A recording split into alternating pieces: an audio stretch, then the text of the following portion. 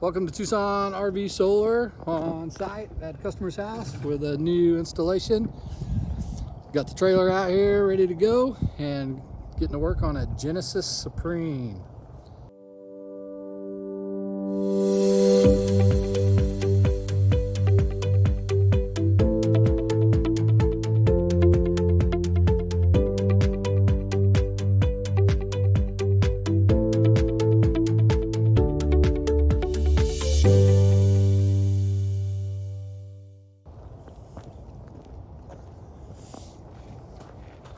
So the rig for this week is a Genesis Supreme. Model is a 28CR.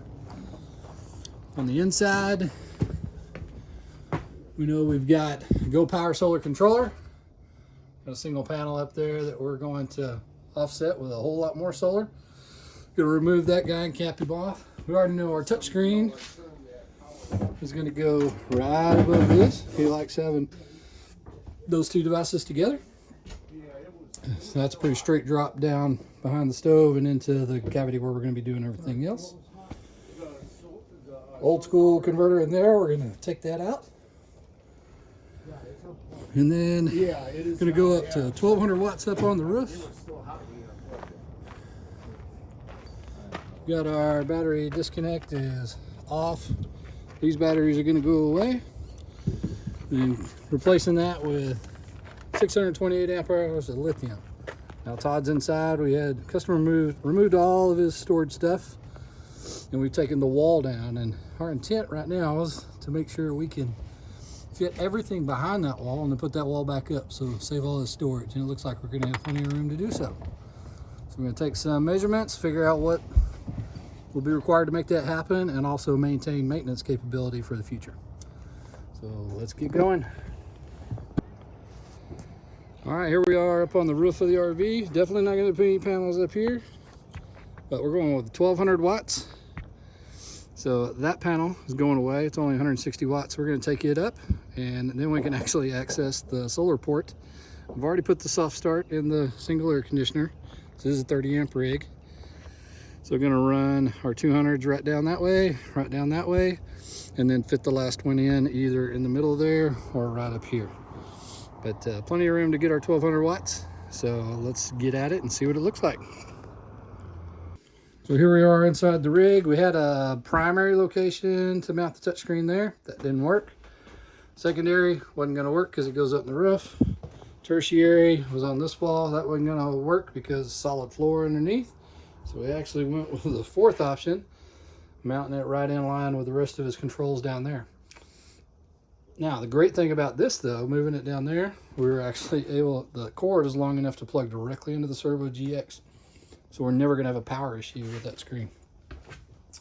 Other things going on in here, we pulled the old Go Power PWM controller out, tied these legs together. So coming down from the roof and then going out to the current battery compartment. And what we do is fashion from HDPE, just a black plate. Cover that up so that hole will go away, and then they can do something different with it later on, like key ring or stickers or whatever suits their fancy. So things are proceeding quite nicely in here, moving right along. Down here we've already disconnected the current converter because that only charges old school batteries, not the new lithium. You can see we cut the main because we're going to be using his transfer switch to run out of the transfer switch into the inverter, and then inverter cable plug it into here. So that'll replace that new main cable, and you'll see that change here in just a bit. So here we are on day 2 up on the roof. Got our solar panels laid out. Went through just thinking about different things, like obviously I want to get them as close as I can to the entry point into the roof. I want to clean that up and seal it a little bit better. I want to keep the wire run short because I got 1200 watts. I want to minimize the voltage drop as much as possible so I can produce as much as possible for his charging. So you can see I'm going to have pretty short wire runs for each one of these series of 3. I want to maintain maintenance, so I've got good maintenance capability for the air conditioner and the fan. And then obviously he's got to be able to get up on the roof. So that's the ladder over there. He can get up and actually step over the panel. And then he's got full range of the roof for maintenance, resealing, sitting in a chair and watching the bears go by when he goes to Yellowstone. So everything he needs. So now we'll get these secured, taped, sealed, and down into the roof. All right, well, we got our 1200 watts all tucked away, screwed down, sealed all the way around. And then we'll do our customary, keep the wires as neat as we can, and then a little bit of dab of Dicor Sikaflex as appropriate to hold those wires down too, so we'll never have any movement of wires all the way around. So 1200 watts, got 600 in series, 600 in series, and then paralleled right there, going through a 50 amp MC4 connection prior to getting into that 8 gauge wire. Another thing that we actually do while we're up here is look for cracks and pinholes in sealant, and we'll go ahead and seal all those up too. And you can see I had a pretty good crack on that one, so we put a lot on there to seal that guy up. Want to make sure that all our customers are taken care of and ready to hit the road. All right, so here we are at the end. We already saw the end result up on the roof, and you can see this was 2 batteries. We took those out, and then he removed that shelf, and it looks pretty neat in there. Still got the 12 volt cutoff switch, just in case all they need to do is oscillate up there. But then here you got your solar disconnect, which is now in the on position. We just tested that. And then check this out. So we got our batteries. You can't see them, right? They're actually on the other side of the inverter in a large open space. It was actually the return, so plenty of room in there for where they're at and for what they're doing. And then we have the batteries going into our standard Class T fuse, a 400 amp shutoff switch, as well as the smart shut into the Victron leaks distributor where we did the hack. We got the lights working, and then into our, with our fancy new sticker on it, into our wire chases. And then we got our solar controller, 15085 to handle that 1200 watts up on the roof. He is a 30 amp rig, so this is not the 2x120 model. It's the standard single leg model. And then you see the Cerbo GX up there.